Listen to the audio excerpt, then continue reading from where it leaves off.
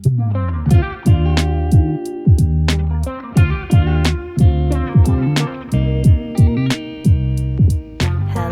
and welcome back to the Nourish with Purpose podcast. It's Bailey, and I hope you're having a great Wednesday or whenever you're listening to today's episode.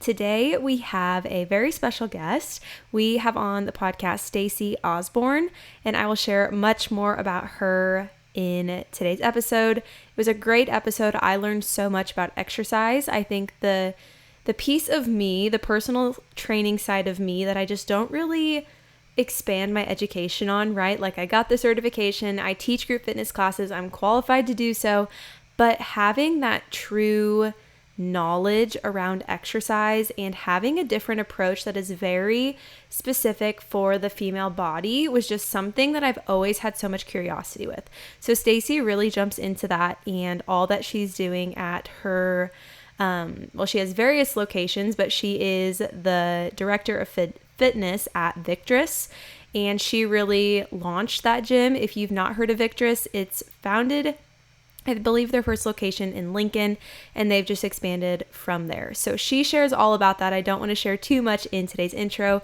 but I thought we could first do a little bit of a catch up and just enter into the segment of how I'm nourishing my mind, body, and spirit. So how I am nourishing my mind. This is something that I've had conversations with a lot of people around me because it feels a little funny to openly talk about. And I also feel like I maybe struggle in kind of like financial compensation and like financial or monetary gifts from God. You know, I think sometimes we hear like, well, God always provides, and the times that I try to prove that not to be true, I'm always proven wrong, and just blessed with just generosity, truthfully. But I have kind of started something a little new, and it might seem kind of silly, but it's working, and I've had a complete change of heart. And I think, to give you a background, I've always kind of had a weird relationship with money. I guess we're just jumping into the vulnerability here, but I feel like it's something I've always struggled to ask for from people. And it's something that even in my own business, it's a conversation I never love to have, is around money, because I don't like when that is the reason that somebody does not dedicate time towards their self or dedicate time towards their health, right? I hate when that is like the number one no that I get is because of financial or, investment reasons, right? So I think I've just developed kind of a weird relationship with money as a business owner. And also, when you're a service-based business, you're valuing your time. And this is where you have to respect yourself enough to ask people to pay you what your time is worth, but that can feel really uncomfortable. So long story short, it's something that I've kind of had a weird relationship with since starting my business. But outside of business, I just decided I needed to have a change of heart when it came to gratitude and truly being grateful for the monetary gifts I was given, because that's a relationship I wanted to change. Like, I don't want to talk about money and feel really weird and very uncomfortable with it. And so what I've been doing, and this is kind of a pattern I'm going to share with you, and I actually had this conversation with my dad because he's very spiritual, and I trust his opinion and what he's kind of learned through reading through the Bible multiple times. But on Thursday, I am an affiliate for the skincare company that I love, and I share about it a lot. But I had somebody purchase, and I got an email, and it was like, hey, you just made X amount of money off of this sale. And I'm like, wow, like how cool that I'm like able to help a company grow and also able to, make some kickback from that, and that this person buying the product gets to benefit from the product. Like, it's like, God, you're just so cool. Like, it's so cool how you work in those ways, and how when we don't expect sometimes to get financial compensation, we do, and it just pops up. So I was just like, thank you, God. And I said a prayer about it. And then that happened again on Friday. I had somebody say like, hey, I haven't paid you for exercise classes. I really would like to get your money to you. How can I pay you? I'm like, God, you are so cool. Like, how you're able to just have the generosity of other people show up in my own life, and people are interested in what I'm doing, and they come to exercise class to take care of their body. Like, that's just so cool. So I'm like, okay, like this is kind of crazy. Well, then on Saturday, I had something else pop up. Oh, somebody had purchased a recipe guide and my meal prep guide, and I got an email for it on Saturday. And I'm like, how stinking cool. Like that they thought of me when they thought about making a recipe, and that they ordered this recipe guide and meal prep guide, and they independently did that. I didn't have to sell anything. Like they truly just were interested in that product. Like, again, I prayed over it. I'm like, thank you so much for that generosity. And then my husband comes in when I get home from working at the coffee shop I'm at on Saturdays, and he was like, you got a $125 check from this random college. And it was this college that I'm not even going to get into the weeds of it, but I had thought about going into graphic design for a while. So I entered into this program. It was just not it. It was not for me. But for some reason, last year I had a check that I never deposited from them, and I don't know what it was for. And so they sent me it again. They're like, hey, we saw you never deposited this check. We want to send you a new one. Make sure you get this deposited because you never deposited the other one. I'm like, what are the chances? Again, I just prayed over it. I'm like, thank you so much, Lord, for like the generosity when it comes to just what people do and the surprises that come with that. And that is like a very long-winded way of saying how I'm nourishing my mind. I think more than financial compensation, that's never been my number one goal that I've been fixated on. But I think when you start to feel valued and you start to feel like people are wanting to support what you're doing, but it's not about me, right? Like it's not about me that they want to support me. They want to do something for themselves, so they are supporting their body by doing something for themselves.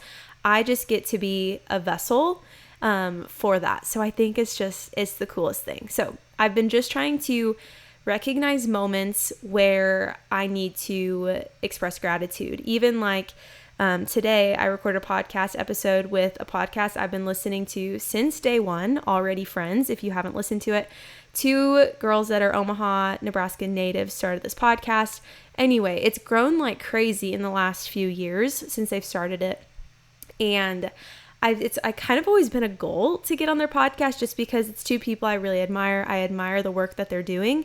And I just thought, there could be value in having conversation. It's kind of like a health and wellness lifestyle travel podcast. They offer a lot of variety, so I got to be a guest. And again, before that, and this is going to transition to how I'm nourishing my body, but I went outside and I just walked in the grass and I started doing a breathwork practice that I talked about, where you think about filling up your belly, filling up your lungs, getting that final sip of air, and then exhaling for about, if you can, up to 8 seconds. And I just did that repeatedly. I'm like, okay, we're just going to focus on breath work. Like this is something that I was a little stressed out about. And I just looked into the sun, had my feet in the grass. It truly changes everything. I swear, your nervous system thanks you if you've never done grounding before. And it sounds so basic, but just looked into the sun. Well, I closed my eyes, but looked up towards the sun. I was doing breath work and praying before the call. And it went so well. And again, it's like expressing gratitude for opportunities, expressing gratitude after the opportunity is even over for just the option, or opportunity again, to have that thing happen for you, right? So that would be how I'm nourishing my body and how I'm nourishing my spirit. I feel like that just really ties into all of that. I'm still reading through Run with the Horses. I've mentioned it on every single episode. If you just want a different perspective, couldn't recommend it more. So if you need the author of that book, just shoot me a message and I can send it over to you and show you what the cover looks like. But that would be another piece of just at least spending, if it's 3 minutes, there was the last couple days, 3 minutes that I read this book. And was it ideal that it was only 3 minutes? Am I proud that I only gave 3 minutes of my time towards intentionally sitting down and reading that book? No, but at the same time, I know just the action of doing it is what I need to really transform what my day looks like. So that's a big piece of it. So a couple things before we jump into today's episode. If you're liking the podcast and you want to show some love, go ahead and give a 5-star rating and or review on either Spotify or Apple Podcasts. It always makes my day to read new reviews. I truly love that so much. Or just send this episode to a friend. I think if you have somebody in your life who is I need to start exercising, I have no idea where to start, that feels overwhelming, then this is truly the podcast episode for them. And I'm so honored and excited to be able to have Stacy on. So with that, here is Stacy Orsborn. All right, well, Stacy, we're just going to jump into it. I know this is a very loaded question to start with, but I'd just love to hear more about how you got interested in into fitness coaching and how this whole journey began for you. Yeah, I think I think everybody has their story and everybody has their, beginnings, and it's interesting, like any founder or any person that like really gets passionate about something. I think it's usually rooted in some kind of like life-changing experience, or they, experience something where they felt like there was a need or a gap or something along those lines. Like usually it's either to them or someone that they love, in that regard, and why they've motivated, what motivated them to start something. So it's a good question.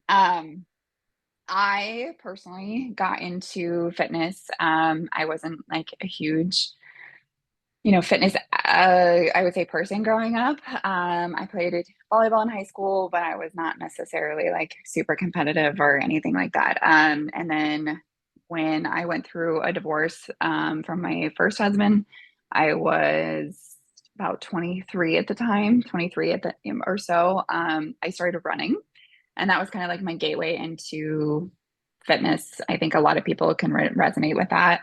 Um, just grab my running shoes and get out there and start running. And I think the headspace that it gave me and the opportunities that it gave me to like really just spend time with myself and push myself and do something for myself was really unique. And I ran a bunch of half marathons, throughout that time. And then I did a little bit of strength training during that time, just because I obviously knew like it would help support joints and injury prevention. I had some knee issues and stuff, but it wasn't anything that I was like super excited about or felt super, motivated by.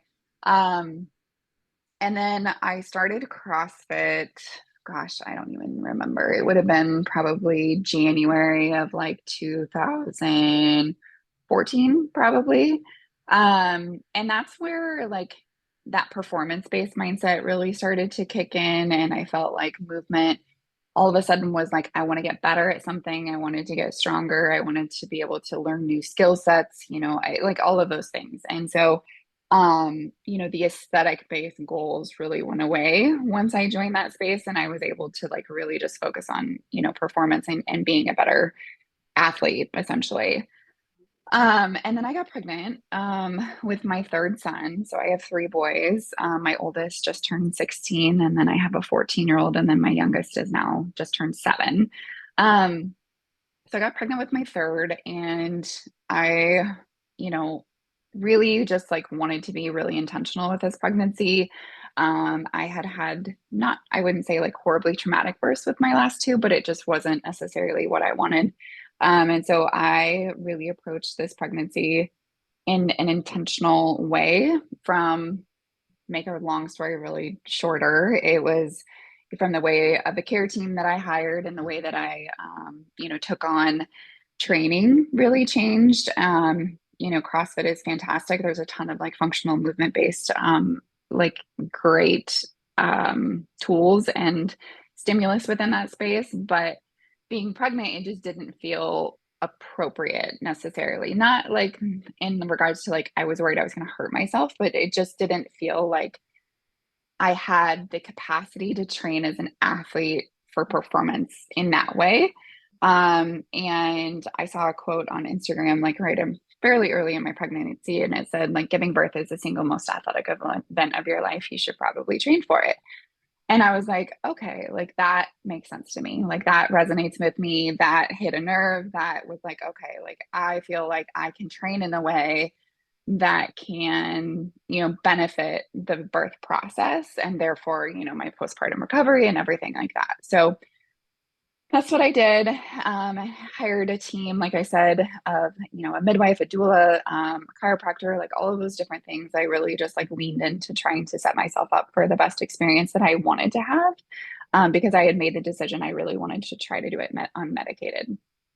Um, so fast forward, had my birth. I can't say that it's always exactly birth is always what we want. It's definitely what we need in a lot of different ways. And so my birth experience truly foundationally like changed my life. Like when I realized, I had done a lot of hard things emotionally, mentally, physically up to this point, but doing that was all three combined on another level of intensity and being able to like look at my son. Yes, like I felt incredibly excited to like have my son in my arms, but also to like sit there and look at myself and realize like what my body was capable of doing, and what I was capable of doing. So um, essentially from that point forward, I just like had this overwhelming passion to pay it forward. And the lack of resources that I noticed in regards to women's fitness specific for prenatal postpartum was very obvious at that time to me. Like there just wasn't really anybody talking about like what to do and how to train appropriately for that stage of life,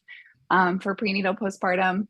And then as I started training clients, as I, found my business partner and her and I launched, all of these different ideas, Victress just kind of like has evolved from like that specific to from prenatal postpartum to like this bigger overarching thing. And ultimately at the foundation of it all is like my deep-seated passion for quality, um, accessible and evidence-based like fitness recommendations for women across their lifespan from, you know, young athlete to now postmenopause. So yeah, I guess that was a really long answer to answer that question, but Oh, I love it. And I think what is so cool is even when I look at the posts that you have, like truly see women coming to your gym of all ages.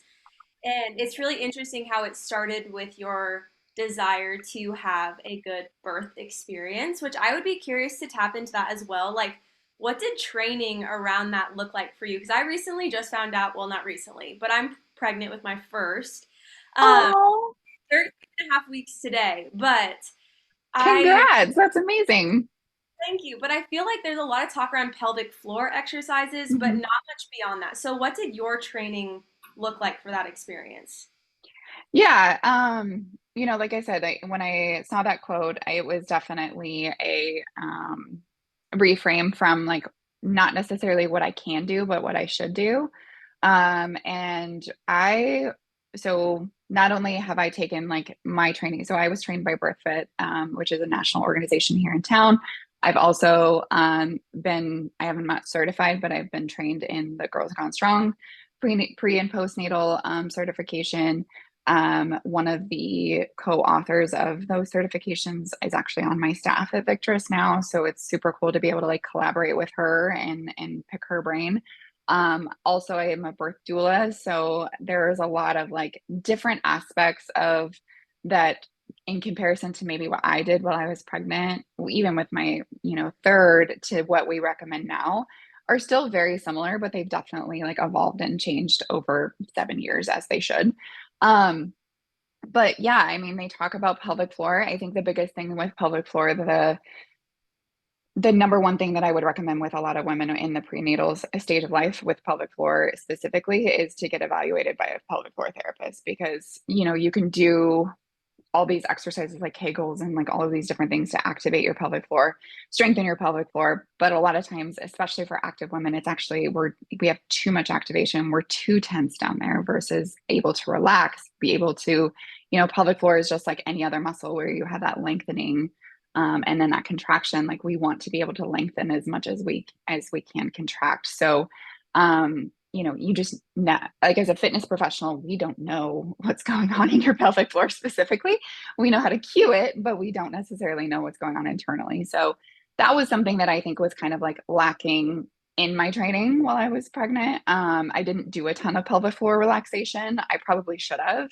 But that's something that we've definitely like added into our prenatal training now. But essentially, like I approached it like I would training for birth. Like I wanted to continue to lift heavy. That was something that was important to me. So on a scale of 1 to 10, I just made sure that I never really went over an 8 in regards to like my exertion, but I still got stronger. So like that 8 shifted and changed, and I was able to, put weight on the bar, even as I progressed throughout my pregnancy. So that was one thing. I did a lot of like every minute on the minute or every 2 minutes type stimulus because of like that contraction intensity. What research shows from, the exercising through your pregnancy is not only are you just like while you're pregnant, you're like in one of your most fit states ever. Just naturally, your VO2 is higher, your resting heart rate is higher, like all of those things. You're just like more metabolically healthy while you're pregnant. It doesn't always feel that way, but you actually are. But when you add in intentional exercise to that, it just increases that capacity so much more. So these women like yourself right now are like walking around like very, very, very fit versions of themselves. And so I really wanted to maximize that and also like help support the birth process with, that stimulus of, okay, we know contractions are probably every 2 to 5 minutes, where that intensity comes in, baby's heart rate decelerates, goes down. And, then obviously starts to come back up as that contraction goes away. And that's a really hard stimulus, but then you get a solid amount of rest afterwards. So I took that approach in my training, and it not only helped me physically, it helped my baby physically because he got used to that stimulus. He got used to that ebb and flow of that intensity, but it also helped my mindset, like getting my mindset in the way that I could approach each contraction like I had been approaching my workouts for the last 8 weeks or 8 months, not 8 weeks, not 8 weeks. So I think it just allowed that opportunity to like really lean in and like learn more about myself and more about my body. I wasn't afraid to, like I said, to lift heavy, a lot of range of motion, a lot of like, um, again, doing what I should, not necessarily what I can, squats, deadlifts, in the in the prenatal period, it's super important for us to like really build and strengthen that core muscles and intentional core exercises, diaphragmatic breathing, just like a ton of different intention within it. Within the Victor space now, Amber and I, like I was mentioning, her and I have written a essentially like prenatal program from weeks 4 through 42. And we factor in like all of the different shifts and changes within the physiology, that front load starting to happen, that anterior tilts of the pelvis, the internal rotation of the shoulders as the breasts get heavier, just all of those different things. And we're writing a program in a way where we're trying to minimize that effect and really balance out the human or the woman as much as possible. So yeah, that's where I took a lot of that while I was pregnant, but I think we've made it better since then. Well, and I love your approach. I truthfully don't think I've heard about training in that sense of like kind of matching what the contractions will be like. So having those moments of intensity followed by the moments of rest. That's so Mhm. fascinating. I also think the piece that metabolically, like we're very healthy while you're pregnant because, like you said, you don't necessarily feel like it, but I feel like even mentally, I've healed almost in that sense. Like I think a lot of the time when I talk to women, even about like strength training, which it's never really been a concern of mine to get bulky, but I hear that a Mhm. lot that when you're training during pregnancy, it's like you already know like you're growing a child, your body's going to change. So I think that like even the outlook of like trying to maybe physically look a certain way changes and you're Yeah. trying to just do what you can to support your body as it changes.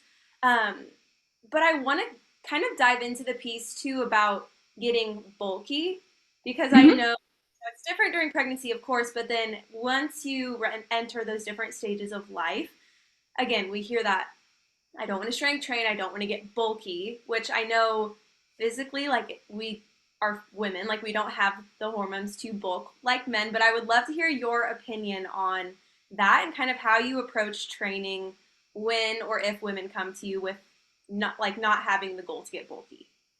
Yeah, no, I think that I don't want to strength train too much because I don't want to look like a boy or I don't want to put on muscle. I don't want to look bulky. Um, it's still out there. I will say I feel like it's getting better because of the amount of attention and awareness around the importance of strength training. I think that's like slowly starting to get better, especially in the younger demographic. I think that like you see girls like lifting in the gym all the time that are chasing whether it's aesthetic goals or strength goals. But so I do feel like it's shifting. But the biggest thing that I say is like muscle mass, strength training doesn't, and quality muscle mass is the goal from strength training. The quantity and the size of that muscle mass is not necessarily required. It's the quality of the muscle mass that we're shooting for when we're talking about strength training. So it's doing rep schemes in a way that, really strengthen, and we're activating your central nervous system, we're activating your power output, we're activating, obviously your VO2 system. Like we're activating all of these different things all at one time in a way where we're creating like a quality muscle output that is going to be efficient, and it's going to help with, insulin resistance. It's going to help your metabolism. It's going to help like your quality of life. It's going to help with injury prevention. Like those are all those different things. And that doesn't necessarily mean that you have to put on size to have that. I personally think like carrying shoulder, like having shoulder definition and having quad definition, and having, a glute that has a nice little lift to it, like is a very feminine looking trait, but it doesn't necessarily always feel that way for everybody, right? So, if somebody does come to the gym with that in mind, it's definitely having a conversation around, okay, like what rep schemes are we doing? Because there are things that we can do with the rep schemes and the load that we use to minimize necessarily putting on size, but still benefiting from strength training.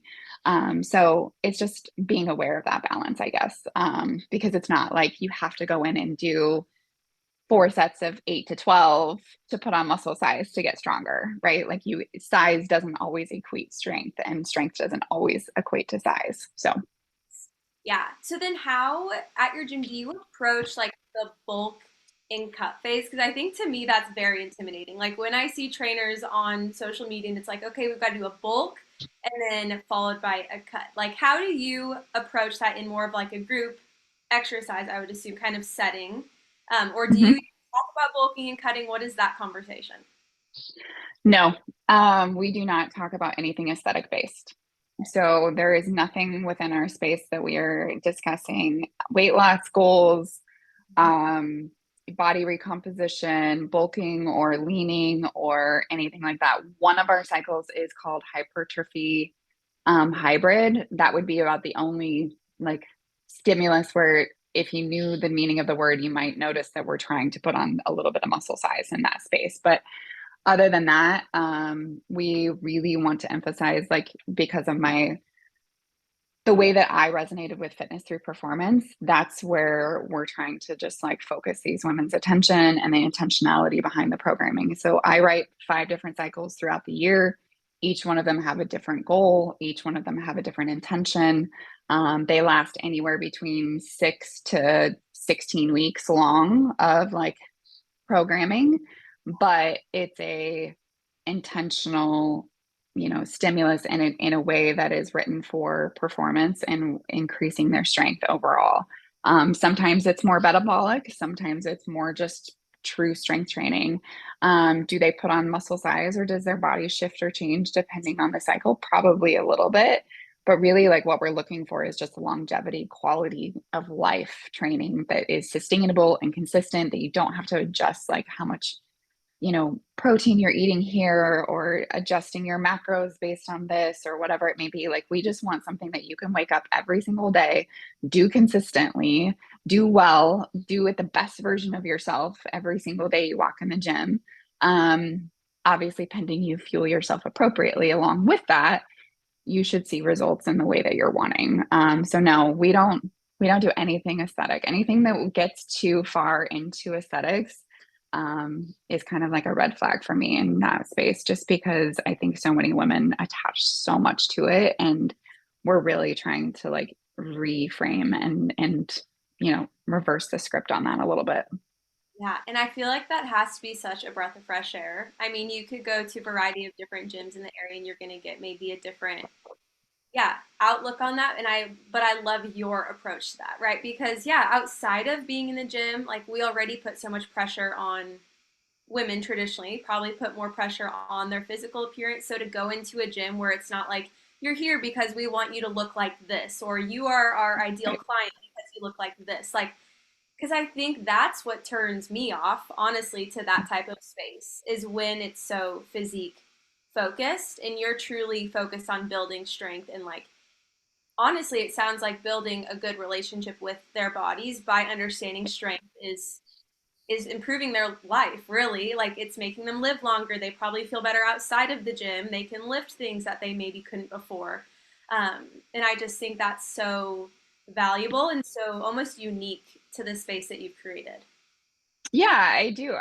It does feel unique. I mean, I've done a few different interviews with different podcasts or, have been interviewed for different articles now that we're, working with, trying to increase brand awareness. And I laugh sometimes at the questions that I get because I just feel like I'm like, ask better questions. Like, why I feel like so much of the issue in regards to like the way that women think about exercise, so based in aesthetic results, is due to the fact that we're still publicizing these types of things and we're still talking about these types of things. Like, I had a great opportunity to be in this article, but the article's questions essentially were, to gain sculpted legs, what's the best machine to use?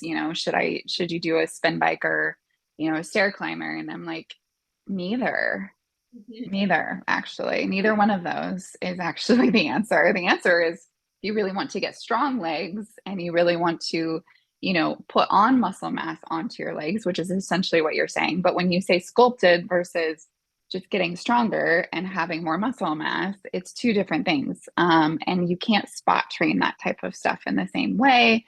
And so it was like, actually, what you should do is follow a progressive overloaded strength program and utilize those as warm up tools or as cardiovascular exercise or whatever it may be, like putting yourself on those machines. We're just like continuing to, when you're asking those types of questions, you're like feeding into that narrative. And so I'm trying to learn how to like answer those questions in a way that like, I am honest, like, yeah, no, neither would be the answer to that.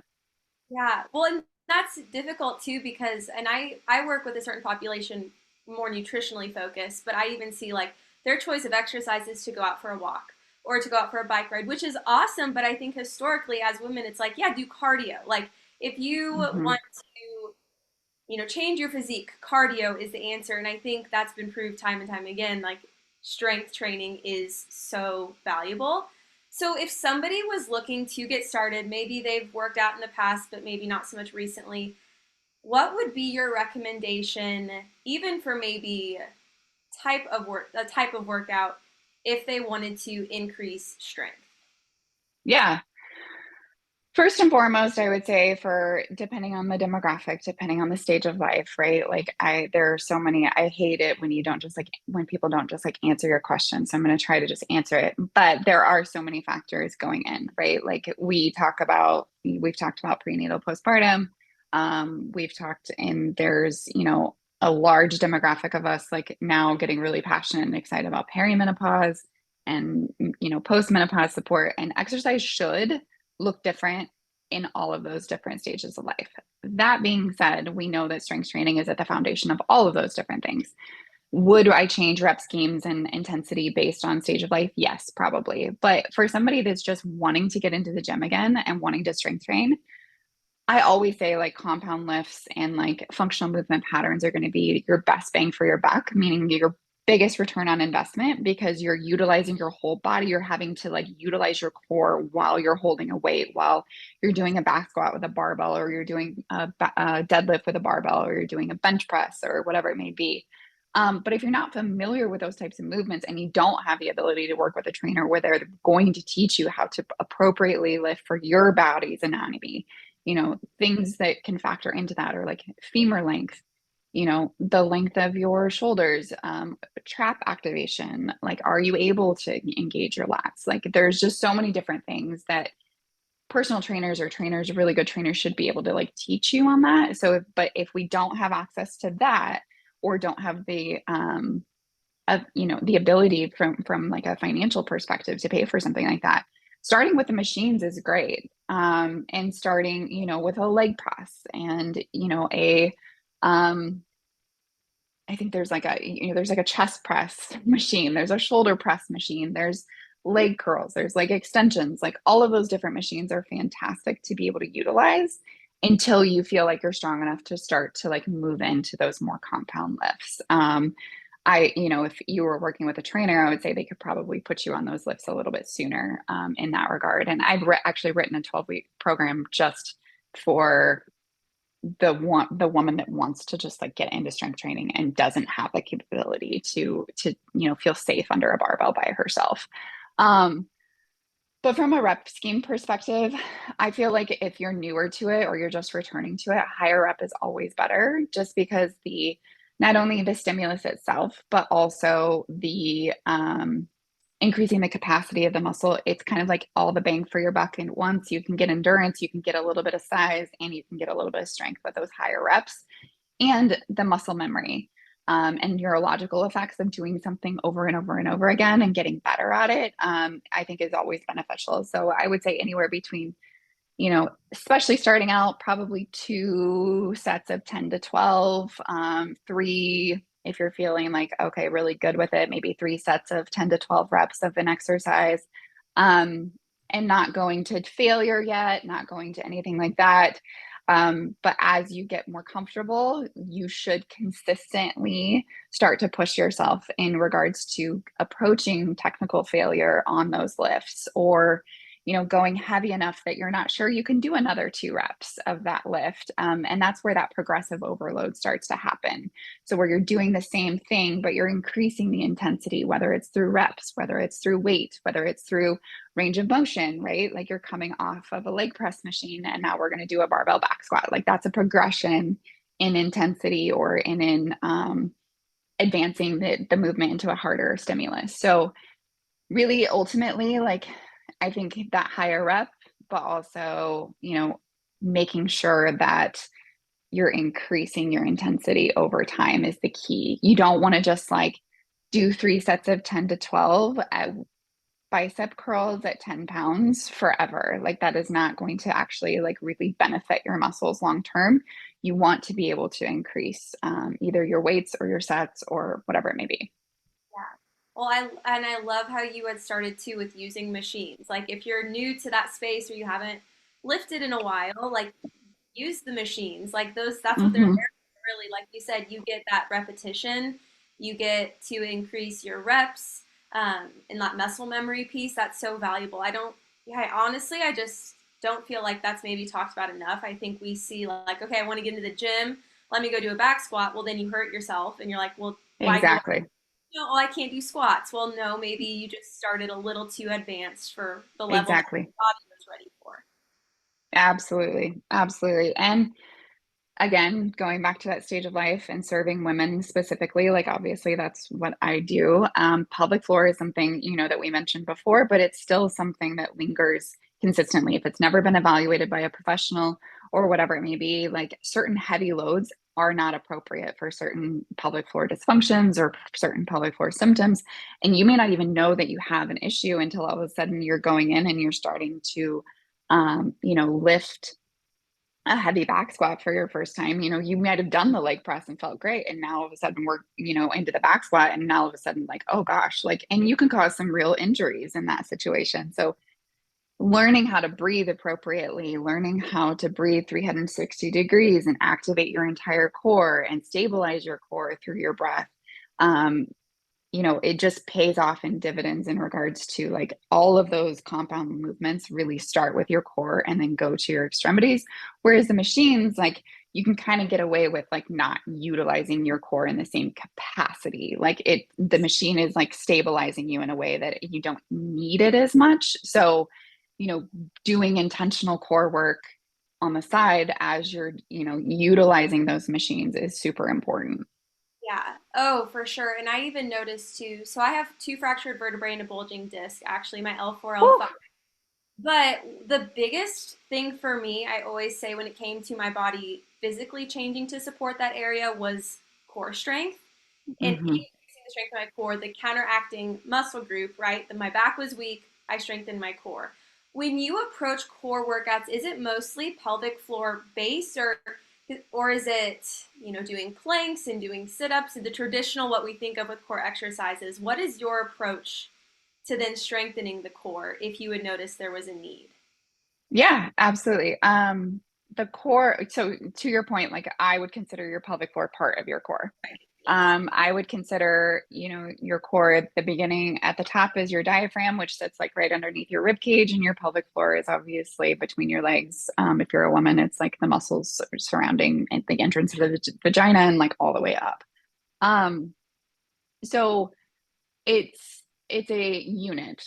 I want all of that unit working together as much as possible and optimizing the range of motion and optimizing that lengthening and strengthening. It's a muscle, right? Like, so when we train glutes or when we train shoulders or when we train whatever, I mean, I don't do a ton of isometric movements anyway, but when we're training exercise, you're going to hear, contraction, extension, or, um, you know, the lengthening and then the strengthening of those muscles. So what we want from a core exercise is those same types of stimulus, right? We want an eccentric, a concentric, and we want an isometric opportunity. So lengthening, shortening, and holding. So when we're doing core exercises within the gym or the things that I program, first and foremost, we always start with breath because as you're breathing 360 degrees, and when you're taking an inhale, your diaphragm comes down out of that rib cage, your pelvic floor comes down at the same time. And then as you exhale, that unit comes back up together. What we want is as you inhale, all of those internal muscles stabilizing as a part of your core turn on and go into that eccentric stimulus. And then as you exhale, they come back into that concentric stimulus. So just breathing 360 degrees is repetitions for your core. It is a exercise for your core. It's not just like breathing to establish breath or breathing to like, from a meditative perspective. Like, yes, that is also an effect of that, but it is so much more than that. It is also an exercise at the same time. So it's not just something that we just like say we need to do our breathing exercises just for fun. Like this is actually like a repetition, like 3 sets of 10 of 360 degrees of breath is an exercise. Um, so we start with that. And then it's from there, are we pressurizing appropriately?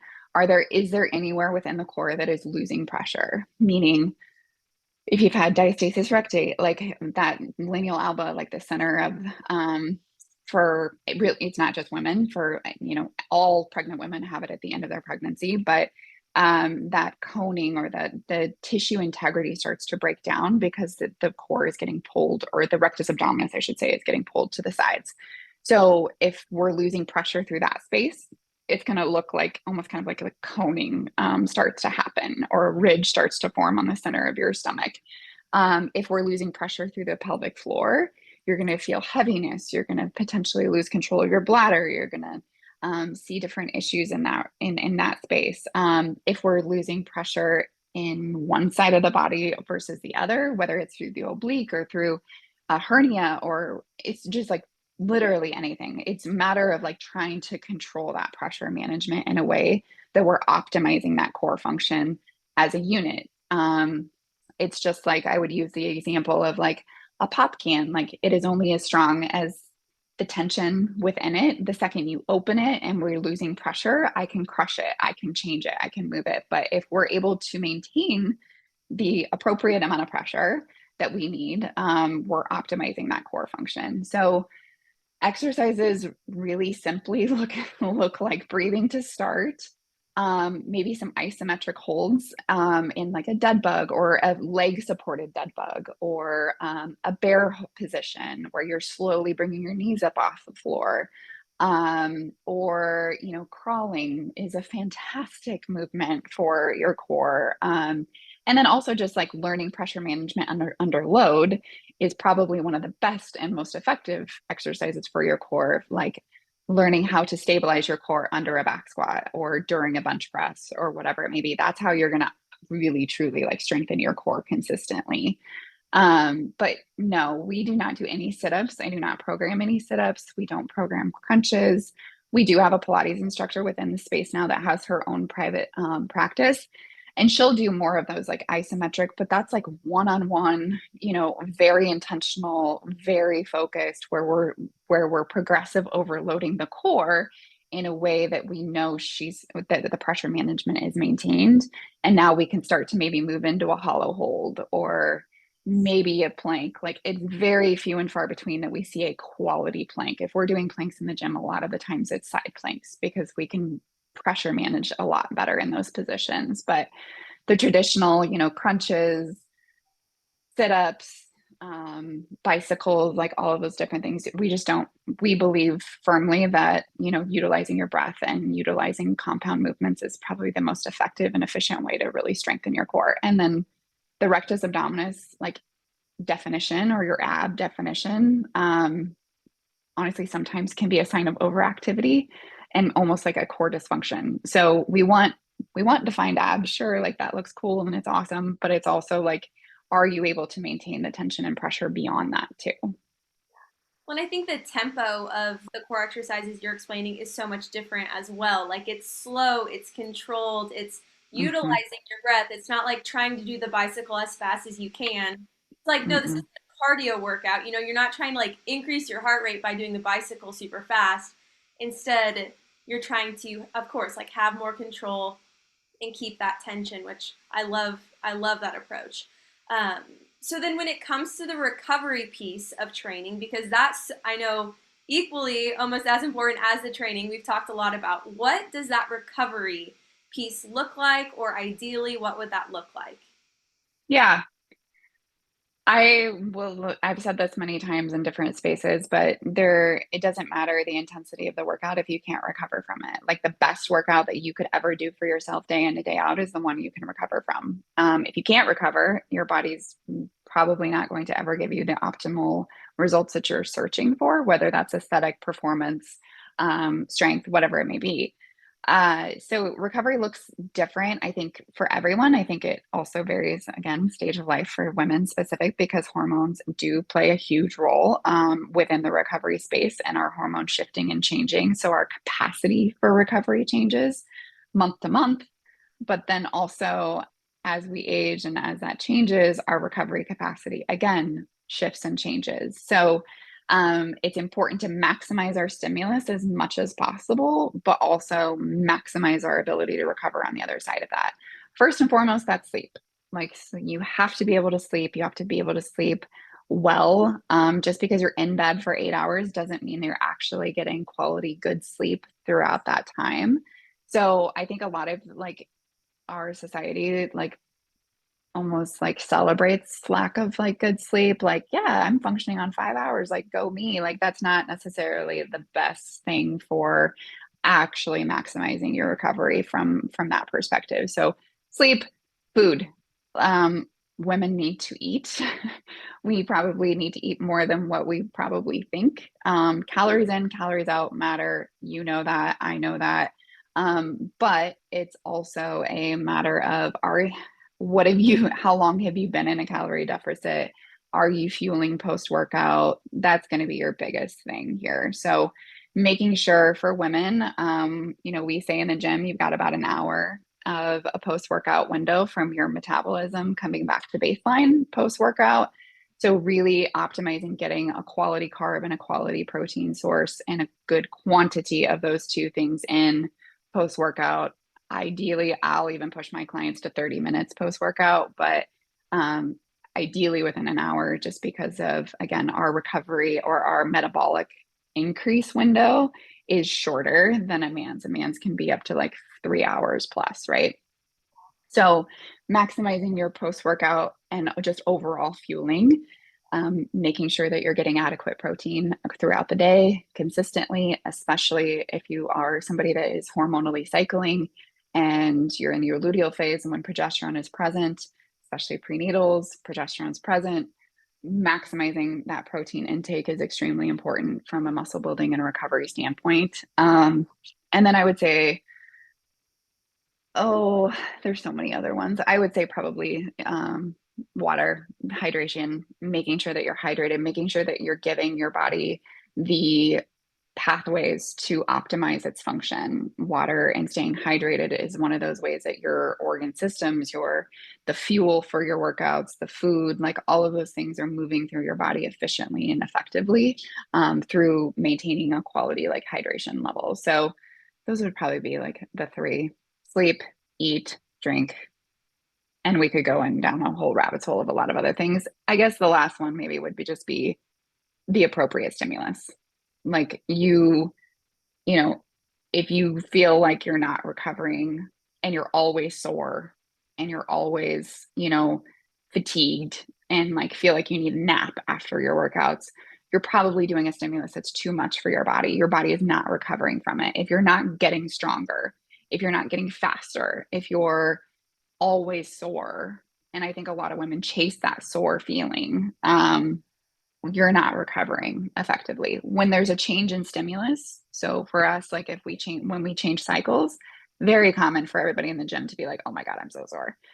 But within a week or two, that should die off because your body's adapting and you're still getting stronger and you're still increasing your weight, but we're not chasing that soreness. We're chasing the ability to recover from the stimulus. So I think just watching what type of stimulus that you're doing and the way that your body is responding to that will be a good sign in regards to like whether you're recovering or not. And I love that everything you mentioned are accessible, like eating, drinking enough, getting enough sleep, accessible. Although red light therapy Yeah. can be great and cold plunges can be amazing, that's not, it wasn't included, right? That's the kind of that bonus, which we could get into a whole different conversation about. But I love that you said it's all things that we can be doing at home for very Yes. little cost. Yes. Yes. If you're not doing those things, the other things aren't going to work. Yeah, Like, 100. a red light's great, sauna is great, especially for women, all of those other things, like those don't work. They help overall, but like they don't actually work. The other things, the stimulus, eating, sleeping, drinking, that's what's actually going to actually be allow you to recover. Exactly. So then what do you feel like has been the biggest shift you've made in your own lifestyle that's improved your health the most? Which I know, again, a loaded question, but if you could kind of help, No, what would you say? I would say the biggest thing that has changed my lifestyle and my health consistently is um, listening. I've always been very movement aware. I've always been body aware, but really, truly like giving myself permission to slow down, and being very real with myself on what my body can actually handle. I live a very stressful life, outside of the gym, outside of my training. I have three boys. I run businesses. I am, a mom. I'm a friend. Like there's just so many different hats that I put on day to day. And there's so many different stressors that are coming in throughout the day that I don't ever really know what's going to come down the pipeline, right? So my workouts, if I am approaching my workouts at an intensity consistently that is a moderate to high intensity all the time, it like compounds onto the stress I already have. So if I'm functioning at a higher level of stress and then I'm adding in an additional stress consistently, um, I can feel my body start to get more inflamed. I can feel my results aren't as high. I'm more sore. Just like things that I need to be aware of. Now, that being said, if I've had a stressful day or if I've had, something going on, sometimes going in and just lifting super heavy or sprinting as fast as I can does help. But it all varies based on like what I have capacity wise within myself at that moment. So really, it's just like, I think the biggest thing that I've done for myself is lean into the intentional aspect of training and being really honest with myself. Like, is this an appropriate stimulus for me? Have I fueled myself enough that this is an appropriate stimulus for me? Am I too stressed to really give this workout what it needs, or would it make more sense for me to go for a long walk today? Just because it's written this way doesn't mean that that's what I have to do every single day. Um, but that being said, on the days that I do feel good, I'm also going to hold myself accountable to like, you better push. Like, you did 25 pounds last week, you're doing 27.5 this week, or you did 100 pounds last week, you're doing 105 this week. So it's that balance of like knowing when to push, but also knowing when to be able to back off. And that has been for me very liberating and my body truly does respond accordingly to that. And the more I continue to show up for myself in my performance, the more my body tends to return the favor. Oh, I'm so glad you mentioned that. I feel like I'm going to take pockets of that because just even you sharing, like, yeah, sometimes exercise makes you feel better when you're stressed, but also you're listening to your body to know if you're feeling a certain level, you don't Mm-hmm. want to overexert yourself. And No. like having that very honest conversation with yourself, I feel like is so big in those moments. Yeah. And it takes time, right? Like it takes practice. This isn't something, people are like, I'm not good at meditating or I'm not good at this. Like it is a skill that you have to learn within yourself. Like you have to be able to get to know yourself, get to know your body, learn your limits, learn your expectations for yourself, get really honest with your internal voice, and your own intuition, on what you're really capable of giving day in and day out. And I think that that's something that women are innately intuitive, but for whatever reason within the exercise space, like to like shut that down, even either from I don't want to push harder or I should continue to push harder. Like it goes both ways. So being able to find that happy medium, because you should push yourself if you can, but also you shouldn't if you can't. So, and it's a skill that has to be practiced and it has to like be developed within yourself, consistently. It's not something that you just like wake up knowing. Right. Yeah, you have to have patience and yeah, it takes time, like you said. Mm-hmm. So let's finish with the signature question I ask guests when they come on this podcast. So, on this podcast, we talk about how your purpose isn't necessarily linked to a specific job or role, but rather it's those characteristics that you have that allow you to live a meaningful life. So, Stacy, what would you say is your purpose? Oh, that is a really good question and hits like really deep right now. I would say my purpose outside of all of the hats, right? Just me, myself, and my purpose is to be a beacon of open-mindedness and empathy and understanding for yourself and those around you. That's so good. I always love when I get answers to that question because it's so I ask the question. I'm like, gosh, that hits so hard. I love to hear that. Um, but can you share your socials? Like, how can people connect with you? How can Yeah, people find you? Share all the yeah. things. Absolutely.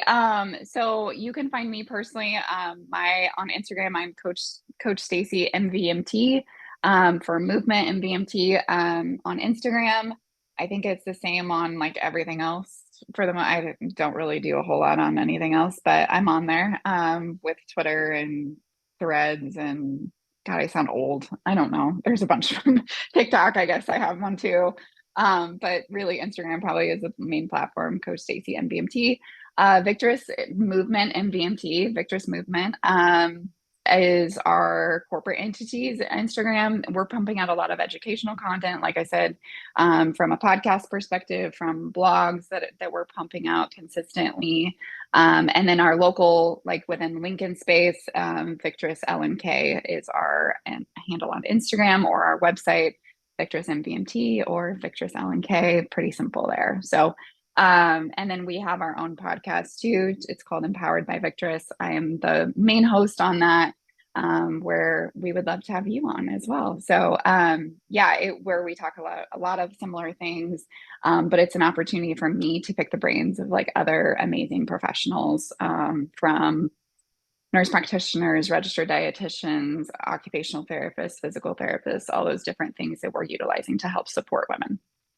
I love it. And for those of you listening that are in the Lincoln area, if you need a gym to plug into, could not recommend Victress. And I hear incredible things about it all the time. So just have to plug that for you because you're doing incredible things there. So Thank thank you. you. Yeah, Thank thank you you. for being a guest on the podcast. Absolutely. Anytime. And I will get touch base with you. We'd love to have you on ours as well. All right. right. So thank you so much for listening to today's episode. If you're interested in following along with my life outside of the podcast, you can find me at Nourish with Bailey on Instagram. Find Your Divine Purpose. I am actually launching a new program in October and currently mapping what that looks like. So that would be a great place to just see what's going on. And of course, you can always reach out to me personally through email, which is in the show notes or the description of today's episode. So with that, I will talk to you again next Wednesday. Bye.